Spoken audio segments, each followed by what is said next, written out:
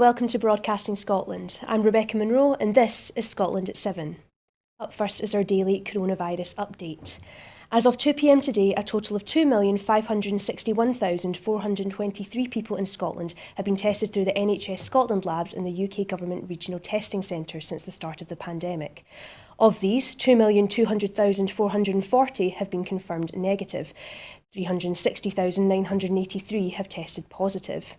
There are 1,542 new cases of COVID-19 confirmed by a test, although not everyone with the virus will display symptoms and not all those with symptoms will be tested. There are 8 new reported deaths of people who have tested positive. The number of patients in Scotland who have died from complications caused by the coronavirus infection now stands at 8,029. This number only includes those who have died having received a positive test for the virus in the previous 28 days. Of the people who had received a positive test, 353 were in hospital last night, and 41 of whom were in intensive care. As of 8 a.m. this morning, 4,044,950 people had received their first dose of the COVID-19 vaccination, and 3,412,051 had received their second dose. The latest UK daily figures were not available at the time we came to air. So on to our first story of this evening, which is a 3-year-old girl among the victims of the Plymouth shooting. The gunman suspected of killing 5 people, including a 3-year-old girl in a suburb of Plymouth, had a firearms licence, according to the police. At a press conference in Plymouth, the Chief Constable of the Devon and Cornwall Police, Sean Sawyer, said Jake Davison, 22, had a firearms licence in 2020, but it was not clear whether it related to the weapon he used in his attack. Officers have been told that the weapon was a pump-action shotgun, and although a weapon has been retrieved, it is not yet confirmed if that was the case, the Chief Constable said. In his briefing, Chief Constable Sawyer said that Davison murdered a 51-year-old woman known to him at an unidentified address in Biddick Drive on Thursday night before leaving the property and shooting dead the 3-year-old girl and a 43-year-old male relative of the girl. Davison then shot 2 other residents in Biddick Drive, a man and woman aged 33 and 53 respectively, who are in hospital with significant but not life-threatening injuries. He then entered adjacent parkland where he shot a 59-year-old man who died at the scene, Chief Constable Sawyer said. Then in Henderson Place, he shot a 66-year-old woman who later died at Derriford Hospital in Plymouth. It took 6 minutes for the police to arrive on the scene. Chief Constable Sawyer said terrorism was not the focus, but they still had an open mind. Our next story is the funding to tackle violence against women and girls. More than 120 projects across Scotland will share £38 million to support survivors of gender-based violence and focus on prevention. The Delivering Equally Safe Fund includes more than £28 million for frontline services which provide direct support to women and girls, prioritising services that maximise their safety and well-being. The 2-year fund has also been increased by an additional £1 million per year to support projects which focus on early intervention and preventative measures. Funding would be distributed to 121 projects, including Respect, which provides helpline services for perpetrators of domestic abuse, Kingdom Abuse Survivors Project, and the Murray Women's Aid. Equalities Minister Christina McKelvey said, "Violence against women and girls is appalling and unacceptable, which is why we are funding organisations that are tackling the issue head-on, including frontline services that support survivors and get to the root of abusive behaviour." And our next story of this evening is the UK Defence Secretary says withdrawal from Afghanistan was a mistake. The UK Defence Secretary has criticised the US decision to leave Afghanistan as a mistake that has handed the Taliban momentum. Speaking to Sky News, Ben Wallace warned that the international community will probably pay for the consequences and said he was worried that Al-Qaeda could regain a base in Afghanistan. He confirmed UK plans to deploy 600 troops to Afghanistan to help 3,000 people, including interpreters and British passport holders, to leave. As officials said on Friday, the Taliban has captured Afghanistan's second biggest city, Kandahar, as well as Lakshar-Gah, the capital of Helmand province in the south.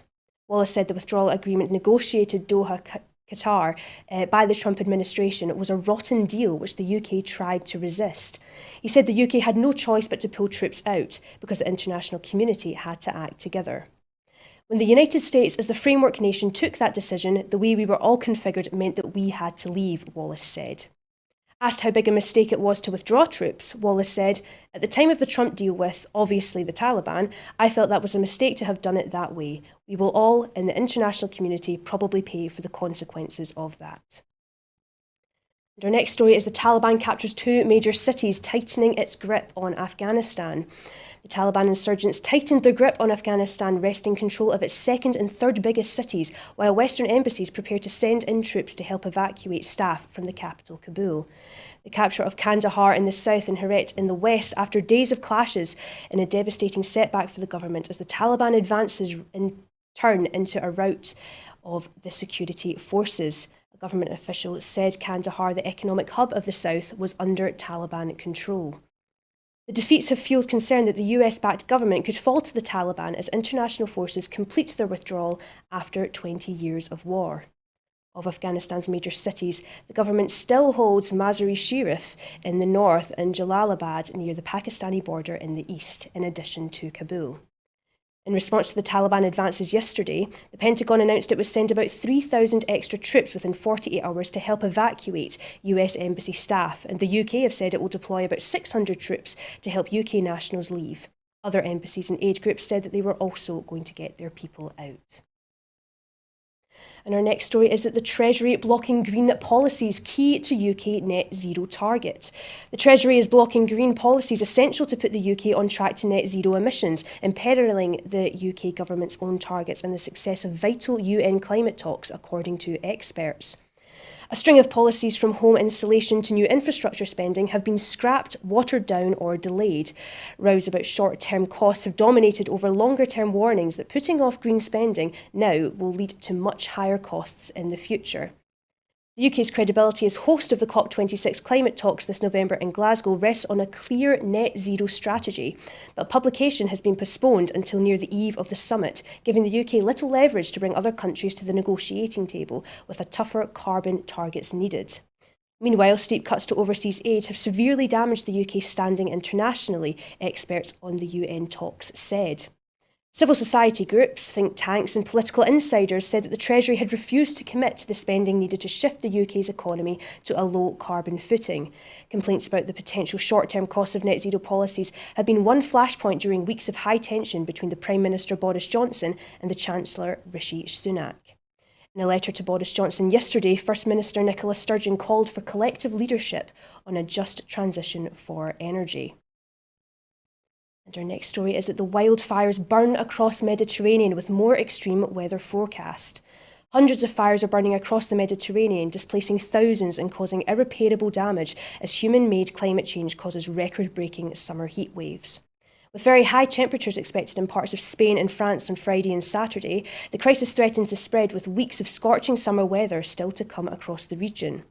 In Greece, firefighters continue to battle what the Prime Minister Kyriakos Mitsotakis described on Thursday as the country's greatest ecological disaster in decades. Greece's most severe heat wave in decades has fanned blazes that have destroyed more than 100,000 hectares of forests and farmland.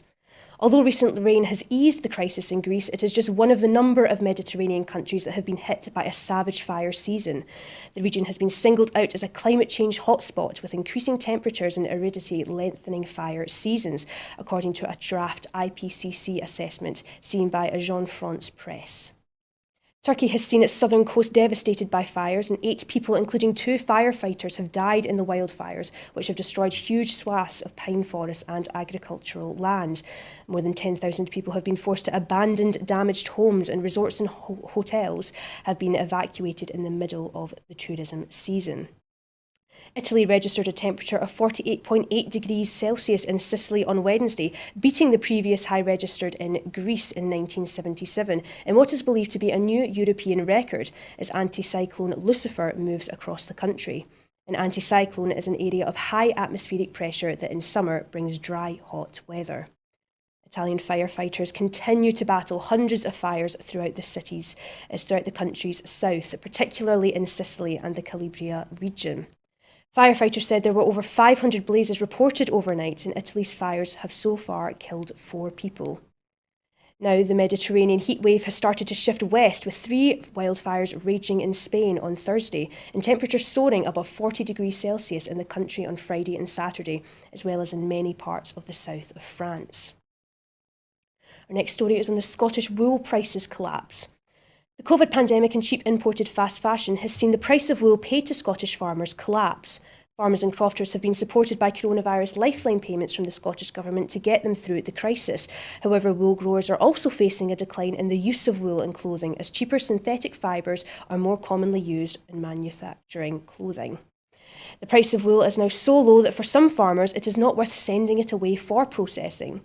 Farmers are hoping that as we respond to the climate emergency, there will be a move away from cheap throwaway clothes to quality wool garments that have a longer life. Wool growers are also hoping that there will be a market for the use of wool as a highly efficient insulation material. And our last story for this evening is the backing for the baby box. Parents have overwhelmingly backed Scotland's baby box. In an independent evaluation, 97% of parents rated the box as its contents very good. Around 186,000 baby boxes will have been delivered to families by its 4th anniversary on Sunday, the 15th of August. Uptake among expecting parents hits a record high of 98% in 2020. In the evaluation, parents highlighted benefits of the box, including saving them money on essential items for newborns and helping with information on child health and development. In the evaluation, 91% of parents agreed that getting a baby box had saved them money on items they would otherwise have to buy. 84% of parents said they found the leaflet on safe sleeping useful. 60% of parents felt the inclusion of books in the baby box had encouraged them to start reading with their baby earlier. First-time and lower-income parents were particularly likely to say this. And 66% of parents said they found the leaflet on breastfeeding useful, and 68% found the leaflet on postnatal depression useful as well. And now, earlier today, Ian Blackford, the Member of Parliament for Ross, Skye and Lochaber and the SNP Westminster leader, joined us here on Broadcasting Scotland for a one-on-one in-depth discussion. Let's take a look. So, Ian, how are you this evening? It's great to have you on today. It's a pleasure to be on with you and to be able to have this opportunity to speak with you and your viewers, Rebecca. It's a bit of a wild day in Skye, so perhaps doing this is not a bad thing to be doing, to say the least. Yeah, it's a bit wild in Glasgow, though I have been told the sun is coming out, so maybe we'll get some sunshine.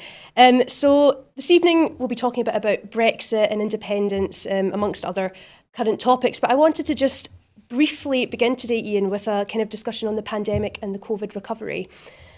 So do you believe that we have enough robust measures to mitigate the devastating financial effects of the COVID in Scotland? No, we don't, and I think that's really been one of the big issues, Rebecca, over the course of the year. Sense of frustration from the Scottish Government that we haven't been granted the powers that we need to deal with this. And I think actually the Scottish Government's done extremely well in communicating with people, making sure that people are reassured as much as possible. And of course, we've got financial help to people where we can, but there are holes there, let's be honest about that. And the biggest hole has been what's often referred to throughout the UK as the 3 million excluded, those that weren't given support by the Chancellor. And of course, we need to make sure that as we come out of this, and we are coming out of this, that those that need the furlough support can continue to get it for as long as they need it. But also, finally, the Scottish Government obviously as a priority is trying to put in place anti-poverty measures, and the child payment has been an important part of that. But the benefits of that are going to be wiped away if the Chancellor has his way and the £20 uplift to universal credit is withdrawn in September. And that's going to push countless people into poverty. And let's not forget, we're talking about people that are in work as well as those that are out of work. And I think one of the lessons out of all of this, I mean, we've had 10 years of austerity under the Tories since 2010, more than 10 years of austerity. We need to make sure that there's a better offering for people. And I guess this actually then comes into that debate about Scotland's future, and that's why the independence debate and why the referendum has got to take place around the time that we build that recovery. Because it's about the messages that we deliver to the people of Scotland, it's about the discussions that we have with them, about the type of country that we want to live in, and that's multifaceted, of course. The climate emergency is part of that as well. But we really need to showcase that Westminster has not delivered for the people of Scotland, and they're certainly not going to deliver over the course of the coming years. And that's why I've repeatedly said to people, as we get to the end of the pandemic, as we build for recovery, that we need to have that conversation with everyone, and it needs to be about that discussion about the kind of country that people want to live in. And my message to the movement, and I know that people are desperate to see the referendum, we all are, I am, but it's about making sure that we take as many people with us as possible, and the settled will of the people of Scotland that I believe will be there, can lead us to that better future. But let's make sure that we win the argument, we win it well. Of course, the issue of timing of the referendum is important. There's the mandate that's there, it has to be used. But I'm much more concerned that we have that informed debate about the type of country that we can create post-pandemic. That's a discussion that I want us to have with the people of Scotland. Yeah. And it was reported in the Times that a paid advisor to Illumina, David Cameron, allegedly lobbied Matt Hancock to secure a £123 million government contract. I mean, could this cronyism have a direct impact on the NHS in Scotland? Look, of course it does, because at the end of the day, what we're talking about is the manipulation of government in Westminster, the cronyism that's existed. And once that cash has been spent, it's been spent. You can't magic it back again. And that whole story, whether it's been with David Cameron, everything that's happened over Greensill, everything that's happened over the VIP lane, the fact that those that were friends of the Tory government, let's put it that way, were 10 times more likely to get COVID contracts than they were if they were any other business, any other member of the public. And we know that through many of the contracts that have been signed, in some cases at vast sums of money, millions, tens of millions of pounds, some cases hundreds of millions of pounds, have not been valued for money for the public purse. So that's money that's been wasted, and we know in many cases the PPE that was provided doesn't even work. I mean, that's a scandal, and it's worth, when we have this discussion and we think about our First Minister, and okay, the First Minister is somebody I'm very proud of, she's a very good friend of mine, but a woman that I hope that we can all have faith and trust in. And you contrast that with Boris Johnson and the way his government's behaved, and often you hear people, particularly down south, saying, well, we know what Boris is like. Well, really? This is the man that's the Prime Minister of the United Kingdom. We know he's made racist remarks. We know he's lied repeatedly. We know that his friends and associates have benefited financially from the COVID crisis. A man that talked about letting the bodies pile high in the middle of the pandemic. And it's, to have these discussions with people, and I've had a number of discussions with people just over the course of the last few days, and they want no more of this. They don't want to be part of this government. They don't want to be part of this union. But we need to calmly, house by house, street by street, township by township, village, town and city, to have these conversations with people. And let's say to them, look, we've had the Scottish Parliament since 1999. It has done well for people. It has worked hard to alleviate poverty. The fact that we don't have tuition fees here in Scotland is an important part of that story as well. And it's now about having the self-confidence and the belief that we rejoin the independent nations in the European Union. And of course, I know we'll come on to talk about Brexit, but Brexit's been a disaster. And even when you saw the interview that Dominic Cummings gave to the BBC just a few weeks ago, where he said he wasn't sure that Brexit was going to be a success. Well, we can tell Dominic Cummings and everyone else it hasn't been. And we see all the problems. I was in my own supermarket in Portree in Skye yesterday to find that many of the aisles are empty. And the aisles are empty because we have a shortage across the UK of lorry drivers, because frankly we chased people away that were working here, that were our friends, our neighbours, our family in some cases, and that we're all paying a price for the political ideology of the right-wing Tories, the Brexiteers, the Vote Leave campaign that have been running the UK government. And all of a sudden, we had a situation here in Skye that our main supermarket on Monday had no milk. Gosh. It's worth just thinking about that. What have we got to? A situation where people can't rely on food supplies. And you'll probably remember, Rebecca, that in debates in the House of Commons over the last few years, we raised this. We said what the consequences of Brexit could be, and we were told that we were scaremongering. And I'll tell you what, the harsh reality has hit home. That's why we need to say to people, there is another way, there is an alternative. The Scottish Government has a mandate. The people in this country spoke in that election earlier this year, and the First Minister's given a commitment that we will deal with the pandemic. But I can absolutely reassure everyone, we will be having that referendum.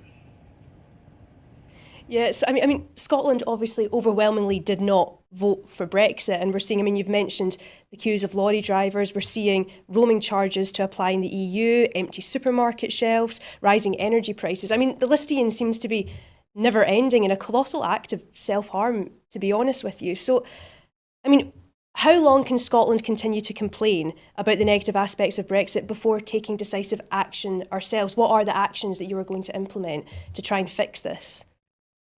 Well, of course, in the election campaign, Rebecca, what the First Minister said, what was laid out in the manifesto, is that we'd get to a position of safety with the pandemic. And I think we're getting to that point. Of course, we're not out of the woods, but there's a lot of progress being made, and the success of the vaccination programme has been an important part of that. We need to make sure that the NHS is protected, that we can get back to deal with all the challenges that they would normally face. And when that is done, that is the right time then to have that discussion with people, to have that referendum. And of course, the programme for government from the First Minister will lay out the plans that we have. But we need to I think, deliver a very clear message to Westminster, is that this is democracy. This is about the right of the people of Scotland to have their say. We won that election. And we have an independence majority in the Parliament. And Boris Johnson, Michael Gove and the rest of them, to get out the road. They have to get out the way, because this is about our rights. And let's remember that when we talk about the historical circumstances in Scotland, and we talk about the claim of right, indeed, I laid a motion in Parliament in 2018, which wasn't opposed by the government, about the right of the people to have a say in their future, about the fact that we don't have what's defined in Westminster as a parliamentary sovereignty. The historic tradition in Scotland is about the sovereignty of the people. Well, the people of Scotland said in the election in May that they want to have their say in their future. They will have their say in their future over the course of this Parliament, and as soon as it's safe to do that. Yeah. And so, I mean, in the 2014 referendum, there was much talk about the broad shoulders of the union. But from your experience as a parliamentarian in the heart of London, has there been transparent and meaningful cooperation with the Conservative-led Westminster government? No, there's not. And I think you can see that day and daily. And you can see that Minister this week asking for a four-nation summit on COP26 to make sure that we can be in the right place to come forward with the right kind of proposals that recognise that we need to move at pace to get to net zero. And time again, our First Minister, our government, not just our government, but the government in Wales, the administration in Northern Ireland are rebuffed. And we've seen time and again, people will remember when I got thrown out of Parliament, where we objected to the power grab that was taking place. But of course, these power grabs have continued. And we had the Market Act, which gives the right to Westminster to legislate and spend in devolved areas over the heads of the people of Scotland that have sent parliamentarians to Holyrood. And it just simply isn't on the way that our country, our democracy is being treated by government in Westminster. That refusal to give Scotland control over its own spending, the lack of ability for us to borrow to make sure that we can put in place the fiscal measures that will allow us to bounce back from the pandemic, to make sure that we can quicken the pace towards net zero. And the fact, when you talk about what's happening in the oil and gas sector, that the decisions on this will not be taken by people here in Scotland. They are taken by Westminster over the heads of the people of Scotland. And I don't believe these are the kind of things that people want to see. And of course, we've talked about those that have been left behind, but we've had the disgrace of fire and rehire over the course of the last year as well. And I think it absolutely underpins the point that we need control of employment law here in Scotland. So there's so many areas where Westminster doesn't listen to Scotland, doesn't defend the interests of the people of Scotland, and we need to make sure that the Parliament, our Parliament, has the full powers of independence so that we can protect people, but so that we can build that better future. And when you look over the course of the last 10 years and you look at the effect of austerity, and you look at how the UK has delivered, and you look at the growth rate of the UK versus European smaller countries, and you see that the performance of European smaller countries is vastly superior to that of the United Kingdom. You're talking about growth rates on balance of about 3% compared to the UK at just over 1%. We've been held back. And that's an important point, because it's not about the economy today. It's about that ability for us to reshape our economy and to do it consistent with that desire to get to net zero. It's about making sure that we can expand our renewable industries. And let me give you just a kind of real example of that. We have a couple of companies here in Scotland that are at the forefront of technology on tidal marine. Novo, who've been in the news over the last few days, and Atlantis in the north of Scotland. But they're being held back by an uncompetitive feed-in tariff regime that doesn't allow them to fully develop their potential. Yet Novo are selling turbines around the world, selling turbines in Canada. Atlantis have been selling turbines in Japan. Now, our ability to benefit from our environment, to develop from our tidal resources, is being held back by Westminster. Our desire to get to net zero is being held back by Westminster. It really is about time that we took responsibility. And we know from 2014 that lots of people were perhaps not quite ready yet for independence, were fearful as to what an independent Scotland would look like. It's up to us to convince them that all our futures lie in seizing the opportunity of taking that responsibility. That's why I use the phrase of asking people to join us on that journey. We need to listen to them and listen to why they've been fearful, and explain to them it's about the opportunities that will create a better future for everybody, to create a better opportunity for young people to stay here, to be able to have families, whether it's in the Highlands or whether it's elsewhere in Scotland, where we can be proud of what we can achieve as an independent country. Yes, it will be hard work, and it'll be incremental gains that will be delivered over a longer period of time. But we have to have that belief that we can do better. And in that context, Rebecca, I know often there's some difficult discussions that take place, for example, over things like currency, and these are important discussions, of course they are. But let's remember that a currency is a bill of exchange. It's a note that's in your pocket. What I'm much more concerned about is that our government has the financial tools at its disposal so that we can grow the economy, so that we can deal with poverty, so that we can deliver the wellness that will give us a far better society. These are the things that we can do with independence. Currency is an important part of that. But at the end of the day, it's about how we use these fiscal powers that will determine the success of the Scottish economy and the livelihoods of all of those that live here. Well, all eyes will certainly be on Nicola Sturgeon and Glasgow with the COP26 that's coming up. And this will be a defining moment in the First Minister's career, but also in Scotland's future, I think. So do you think the SNP and the Greens will be able to resolve their differences, perhaps in regards to the Cambo oil field and the future of gas and oil licences, to demonstrate a sort of united front on the world stage? Well, I think all of us have a responsibility to make sure that we lead Scotland to that zero position. All of us want to get there as quickly as possible, and I guess it's about managing that process.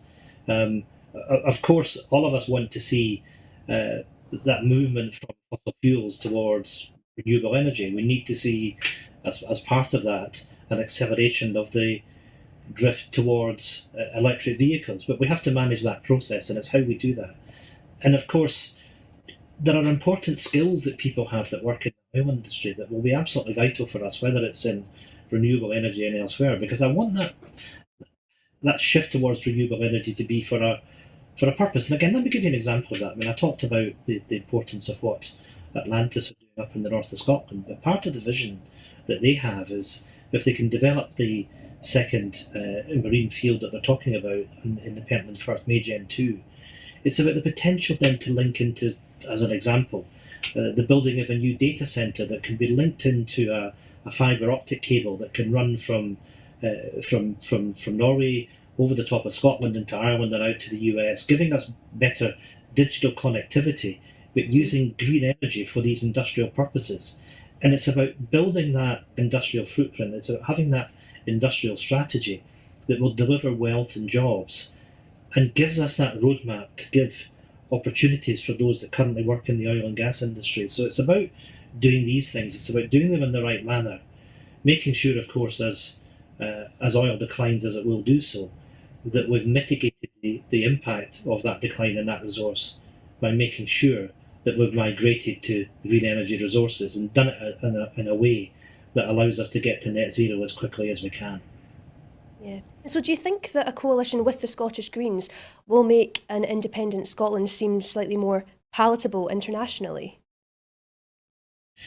I think, well, let's wait and see what happens over the course of the next few days. And of course, Scottish Government's in discussions with the Greens as we but I think it's a lot about how our Parliament works and about the fact that we can respect people in different parties, that we can have that coming together. And we in the SNP have never argued that we are right on everything and everybody else is wrong. It's about the type of country we want to be. It's about the people that we are as well, that we're seeking to build consensus. And our door is open to work with everybody. What should drive us is that ability to get around the table and think about how we can make life better for people. I think that's one of the encouraging things about the talks with the Greens, that there's been an expansion of discussions about the issues that are important and how we can work together. And of course there will be differences. And I think one of the aspects of that, Rebecca, is that we in the SNP will have a vision as to how we see Scotland. There isn't just one vision. People will have different ideas as what they would like to see. That's fantastic, because that will help inform that debate and have what I think is an engaging conversation with people about the range of options that we'll have. That will allow us to deliver a better Scotland. Yeah. So to move on to Boris Johnson. So recently, on August the 5th, Boris Johnson made quite a crass comment about Margaret Thatcher helping renewables get an early start by destroying the coal mining industry and communities in Scotland. And for many families, the legacy of Thatcher is still a very open wound. So do you stand with Owen Thompson MP's letter to Boris Johnson that he should revisit Midlothian and apologise for his woeful insensitivity? Of course he should. It was absolutely outrageous, the comments that he made. My grandfather actually came from Midlothian, and he, along with his brothers, had been coal miners, and I know people in the communities there. And of course it's not just about what happened with the demise of the coal industry in Scotland and the destruction of communities, the social destruction that took place, but what happened right across our industrial heartland. And you think about the steel industry, you think about what happened to Ravenscraig, and worth reminding people that Ravenscraig was shut because British Steel simply didn't want to have Ravenscraig. It wanted to concentrate its resources elsewhere. It was nothing to do with the viability about that steel plant, and indeed other people would have happily have acquired these assets. It was about the destruction of our communities. And it was about the destruction of our communities where British Steel and the Conservative government worked hand in hand. And the damage which was done to these towns, these villages in North Lanarkshire has been, well, I mean, there are almost no words to describe the damage that was done. It was unforgivable what the Tories did. And I think in many respects, that's why when I talk about, as I have done, a transition towards green energy, it has to be a just transition. We need to make sure that communities are properly protected from the changes that have to take place. But we do that by showing leadership, and we do that by showing people with respect. Respect was something that was missing from the agenda of Margaret Thatcher, and it's certainly something which is missing from the agenda of Boris Johnson. And what do you think of Sir Keir Starmer's suggestion that another independence referendum shouldn't occur in this current Scottish Parliament? I mean, given that the citizens of Scotland voted on a clear mandate for delivering independence, is this not a slight affront to Scottish democracy? When will they learn? You would have thought that being part of Better Together and the price that they paid when they saw that those that had voted Labour deserted them in their droves because they couldn't reach an alignment with what the Labour Party were doing, seen them doing the Tories' dirty work, and here we are again.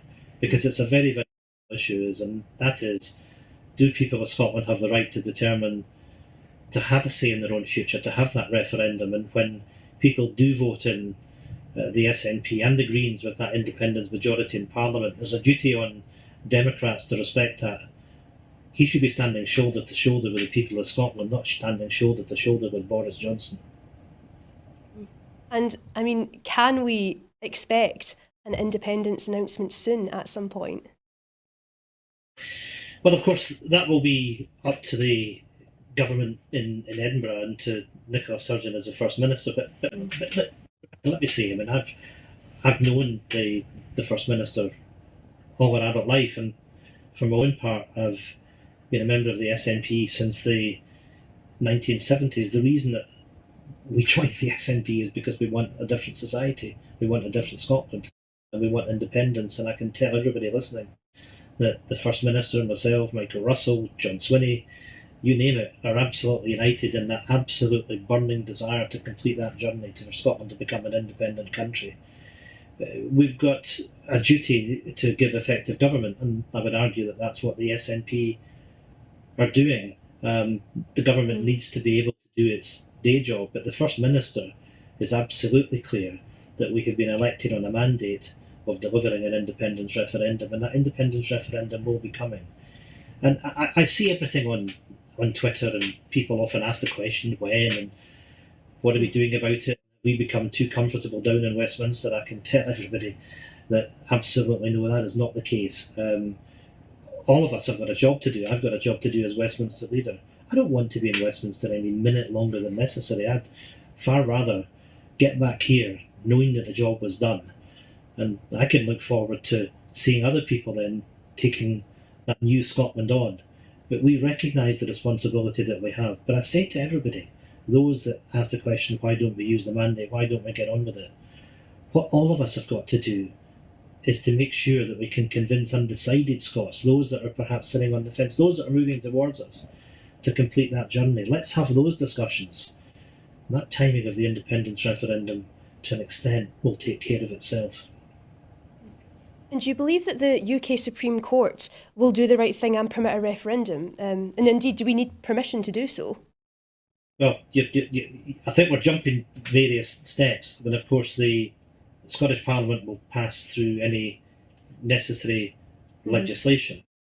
First and foremost, I think the right thing to do would be for Westminster to recognise it is our right to determine this, and that responsibility to be able to have that referendum should be agreed to by Westminster. That would be the right thing to do. That was, of course, the whole principle around the Edinburgh Agreement in 2014.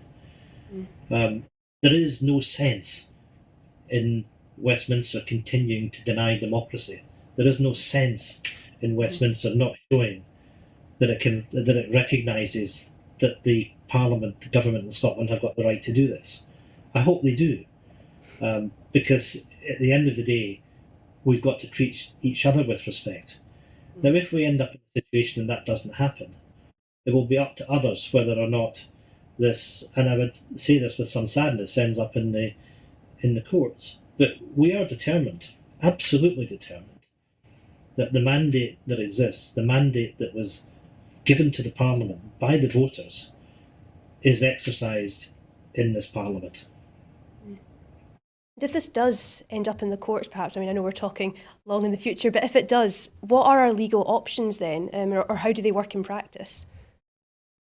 Well, I mean, it may be the case, and I don't want to prejudge things, but of course it could be the case that this ends up in the Supreme Court, and I've made the point that I'd rather it doesn't. I would rather that we reach agreement on this and we can move forward and have the referendum. If it ends up in court, so be it. It will not be of our choosing. We have a very strong case, but let's wait till we get to that point, Rebecca. No problem. Now, Ian, as you know, you've mentioned it already, that a major criticism of Scottish independence at the 2014 referendum was the currency issue. So, I mean, do you think it would be more advantageous for an independent Scotland to have its own currency instead of sticking with sterling? Well, we are where we are at the moment. Of course, we use sterling, and there are always options. There are a number of options that we have, and the SNP debated this at a conference a couple of years ago and arrived at the position that we would continue to use the pound sterling until a number of economic tests would be met, and it would be up to the central bank then to give a report to the Parliament and a decision taken at a given point as to whether or not we migrate towards our own currency. I would say to everybody watching, I mean, many people, maybe not now, but in the past and in the future, go on holidays to Europe, perhaps to North America. They're used to paying for things in euros and dollars, and people make that conscious decision to use the currency which is appropriate to them. And I would simply say that for us, that it is the most logical step in the short term to continue to use the pound, for the very simple reason is that what I really want is to make sure that we've got our hands on the fiscal levers that will allow us to make a difference, to be able to drive down poverty, to be able to drive up living standards, to be able to correct the circumstances that encourages investment in Scotland. We can do all of these things whilst retaining the pound, delivering economic competence, delivering financial stewardship over our economy, and then we can take these decisions on currency from a position of strength. What I want to do is change people's lives. I don't need to change the currency to do that. Yeah, and also in regards to the Scottish economy, perhaps in the future, what do you think might be the best option? Because there's been a few that obviously say that we should try and re-enter the EU, but how long could this possibly take? Or should we maybe consider adopting the kind of more Norway position of joining the European Free Trade Association? What's your take on that? I think there is a settled view in Scotland that people want us to be members of the European Union. That's in our economic interest.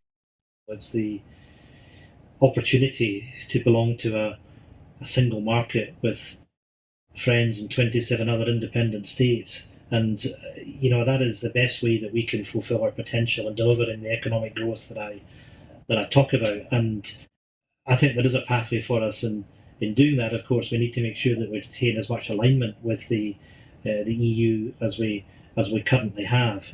But we've got fantastic relationships with our friends in the European Union, and I hope that there will be a seamless process of welcoming us back once we become an independent country.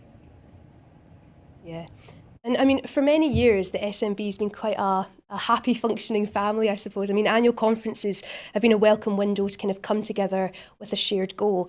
However, have some recent schisms kind of divided or diverted independent supporters from the end game, which is Scotland thriving as an independent nation? I don't really believe so, and of course there've been some issues. Let's be honest about that. But I mean, let me start with my own parliamentary group. They all recognise the job that they have to do. There's a lot of work that's got to be done to make sure that we're ready for independence. They're all getting on with that in their policy groups. There's a real harmony across the group. I meet with lots of SNP branches. I meet with a number of Yes organisations over the course of my work, and I understand that there is a sense of frustration that people have that they want independence to happen tomorrow. I do, but is there an ability and a desire for people to work together? I think there is. Is the First Minister looked upon as someone that can effectively lead us to that independence? Then the answer is yes. I think there's an awful lot of trust in her, whether that's in the movement or whether it's out with the movement. I'd simply say to people, of course we can have discussion, of course we can have debate, we should explore ideas. The SNP has always been a democratic institution, and you're right, conference is very important in that regard. But how we do it is important. Of course, Rebecca, the SNP is a very different organisation from the one I was in way back in the late 70s and the early 80s. In some respects, thank heavens, we're 10% in the polls at that point. It's a much bigger organisation. It's a mass membership organisation. But there is a sense of friendship and there's a sense of family that you have in the SNP as well. And certainly going to conference is still something to look forward to. We do it in a different way than the way we used to in the past. But there's a camaraderie and there's I think a shared sense of where we're going. And if I look at the SNP compared to certainly to other parties, and I look at the friendship and unity that we have in our parliamentary group, and not just across our parliamentary group, but with colleagues in the Scottish Parliament as well, there's a lot to celebrate. Yeah. I mean, the media does play quite a large role in how parties are perceived, and apparently today's national newspaper article states that BBC News reported on Nicola Sturgeon's now discredited breaches of the ministerial code 83 times, which is more than it did for any other politician in the UK put together.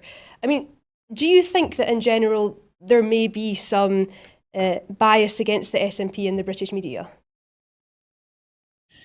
Well, I'm a great fan of public sector broadcasting, and I also accept that we have to be held to scrutiny, whether it's about being in government, whether it's being in opposition to Westminster, or the plans that we have for independence.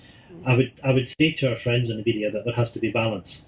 I'm going to be down in Glasgow in a couple of weeks, and I'll be having a meeting with the BBC, and I've certainly seen some of the statistics that you refer to. And how shall I put it? They are of some concern. And I think whether it's the the BBC or others, they have to be careful to make sure that there is a balance to their output. Certainly when we're talking about broadcast, I accept it's different with the print media, and some of the things that we have to put up with, quite frankly, is unacceptable. But all that we ask is that we have fairness. Yes, hold us to account. We make ourselves available to be judged by the media, but they have to be very careful that all of us are held to the same standards. And we can certainly see from the output of the BBC that there seems to be issues of balance in the way that the Westminster government is treated and the way that the Scottish government is treated. Yeah, and I mean, on a slightly more philosophical note, is it ever possible to achieve a kind of utopian Scotland? I think a lot of people are expecting that we should get Scotland to be great first and then we would want to leave, but obviously then you'd probably want to stay in the European Union. And I mean, Ruth Wisher eloquently stated that self-respect isn't just the building block of national pride, it's an essential commodity for gaining respect elsewhere. And I mean, do we not aim for a fair Scotland and to gain respect internationally? Absolutely, I think Ruth is correct, and I think we can be proud of what the Scottish government has been able to achieve in a limited sense. For example, with the work that we've done in Malawi, and I mean, many of us are just inflamed with what the UK government is doing on its aid budget. I think whether you talk about what the Scottish government has done, but also we've sought to do in Westminster to use our voice as third party to really focus on human rights issues. So whether you're talking about the Uyghurs, for example, but there's many cases that we try to do that, and I think it is important that we project the image that we have as to what we would like to achieve as an independent country, one that has that desire to see human rights observed around the world. Now, I mean, for example, I mean, I was, amongst others, I was fairly instrumental in making sure that we had what was called the Majinsky Act put in place to make sure that we're holding to account those that are responsible for human rights abuses. And it's important that we use our voice for that, and we lead by example, and we need to get on and do that work today. One of the things I think that we're quite good at in Parliament is shining a light on what's happened with previous atrocities, and you can think about the Holocaust, you can think about Srebrenica. But we need to make sure that we're educating people as much as possible today. We're educating young people. It's the case that I think around the world we don't learn the lesson from some of these genocides, and we can see them repeating themselves with the Uyghurs today as well. So there's a responsibility in all of these things for us to speak out. And of course, at the moment, we're seeing the horrors unfold in Afghanistan and the rights of women and girls there, and you really worry about what the future holds for the people in that country. Yeah, no, we're living in quite a divisive time, it feels like. But I mean, Nicola Sturgeon has been quite a formidable and steely leader of the SNP. So do you think that she can kind of draw all of these yes groups together, kind of back into the fold to campaign together for a second independence referendum? The simple answer to that question is yes. I know that she has what it takes. I don't think anyone better that can do that job for us, and I think this is her time, and she will be the one that leads Scotland to independence. Not just lead Scotland to independence, but lead Scotland through that and be the first minister of an independent country when it comes. And I know actually, the things that we were talking about in international affairs, the rights of women, for example, are obviously issues that she takes very seriously as well. And I think that ability to play a role on the global stage is very important in that regard. And we need to make sure that institutions that have been devalued over the last while, not least the United Nations, have the authority to do the job that they need to do, and we can be a voice in that. So Scotland leading at home, but also being part of that movement around the world to try and confront the many of the challenges that we do face. And finally, Ian, my last question of today is, what are you most proud of having achieved as the SNP group leader at Westminster? My goodness, that's the question. I mean, I guess our job is really to stand up for our constituents and stand up for Scotland. And I suppose I mean, obviously, a lot of my job is on the national stage, but it's what we're able to do day in, day out, week in, week out for constituents, those that have faced enormous challenges, those that have been vulnerable, those that have, in some cases, faced deportation. So I suppose, in that sense, the Brain family would come into mind because they were facing deportation back to Australia. There are other families that have been in a similar situation that we've been able to achieve success for. But it's been able to stand up for people and get results for people is perhaps the biggest thing I can do as a constituency MP. Brilliant. Well, thank you so much for coming on today. It's been an absolute pleasure to have you chatting with us and hearing your thoughts and everything. No, thank you, and good luck with everything that you're doing at Broadcast Scotland. It's so important as in terms of building that support and having these debates about the kind of country we want to live in. It's really instrumental that you continue to do what you're doing and being able to project that image the way that you are able to do. Yeah, definitely. And good luck to you with all of your future endeavours as well. I hope it all goes well. Thanks very much. And that is all for this evening. So thanks again to Ian for coming on tonight's programme, and thanks to everyone watching at home. If you would like to support Broadcasting Scotland further, then just follow the link at the bottom of your screen just now, as the more who support us, it means the more programmes we can make for you. Thanks again for watching and have a good night.